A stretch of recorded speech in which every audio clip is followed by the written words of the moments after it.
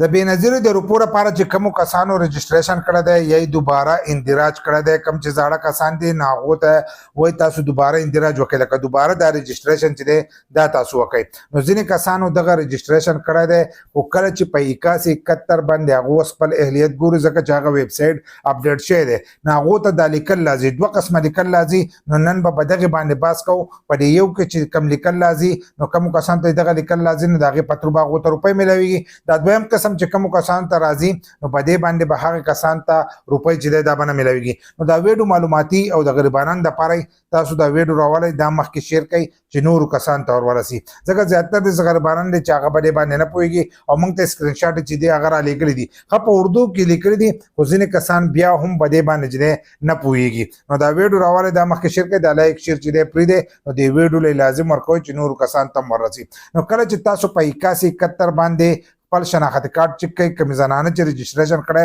د هغې هغه شناختی کارت هلته چک کوئ نو تاسو ته دا لیکل لازم. او که کومو کسانو نه چک کړی هغه دې اوس لاړ شي او چک دې کړي، او که بیا هم په طریقه نه پوهېږي ځینې کسان دغه نه پېژني نو ویډیو چې دا هغه پې زمونږ شته په یوټیوب کې مظلوم یار سپیک چې دی دا سرچ کړئ، زمونږ د یوټیوب چینل به درته راشي نو تاسو هلته کې هغه ویډیو هم کته شي او په هغه طریقه خپل اهلیت چک کولی شي. نو د ځینې کسانو ته لیکلي کم کسان چې په پړاوېدو پوهېږي نو دی ورته لیکلي آپ کا پالت پروگرام کے لیے اہل ہے، اگر آپ نے موجودہ سیما کا بےنظیرہ کپالت قسط موصول نہیں کی تو اپنے ضلع میں قائم قریبی ادائیگی مرکز پر جا کر رقم وصول کرے. دی ورته لیکلي نو چې دی کومو کسانو ته لیکلي نو دا کسان د پروګرام دپاره اهل دي، که نوي کسان دي او که زاړه کسان دي. خو نوي کسان ته دا راځي، زاړو کسان ته چې دی هغو ورسره تاریخ هم لیکلی چې دغه ورځ لپاره اهل یې او بیا چې دی تاسو دوباره رجسټریشن وکړئ. نو که دا تاسو ته راځي چې اهل یې پکې لیکلی آپ کپالت پروګرام کے لیے اهل ہے، چې کوم کسانو ته یې اهل لیکلی چې اهل ہے ورته لیکلی نو هغه د دې پروګرام دپاره اهل او هغو ته به د 3 کالو پورې چې دی دا روپۍ به میلاویږي. او تاسو ته ویلي دا 3 ماه چې دی نو دا 3 میاشتې ویلي دي او دا 3 میاشتو قسط چې دی راولی خو اوس حکومت یې په 3مه میاشت نه شروع کوي، د قسط ورځې چې دی د تېرېږي غوړه شروع کړی نه دی. کېدای شي ویډیو تاسو ګورئ نوی اپډیټ پکې راشي یا شروع شي نو هغه جدا خبره ده، خو تر اوسه پورې لا نه دی شروع شي. نو دلته کې دا لیکلي که دا تاسو ته راځي نو تاسو خپلې روپۍ راغسته شي. دغه شانتې ورپسې بیا یو بل لیکلی دی هم نوي کسان ته لیکلی، زړو کسان ته هم دغه شانتې اکثر لیکل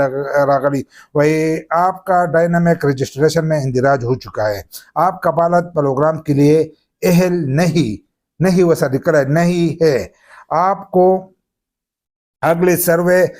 سروے بیا تاریخ لیکل دی چې پلانی تاریخ باندې به راشي. دغه تاریخ یې لیکلی دی لکه تاسو به 2 کاله پس چې دی تاسو که رجسټریشن کړی نو تاسو به د هغې نه وروسته بیا 2 کاله چې دی دا به درکوي نو 2 کاله پس چې دی تاسو به بیا رجسټریشن کوئ که تاسو د دې پروګرام دپاره اهل نه شوئ. که اهل یې نو 3 کاله به دا روپۍ چې دي دا به تاسو ته میلاویږي. نو کله چې تاسو ته دا لیکلی چې آپ کپالت پروګرام کے لیے اهل نہیں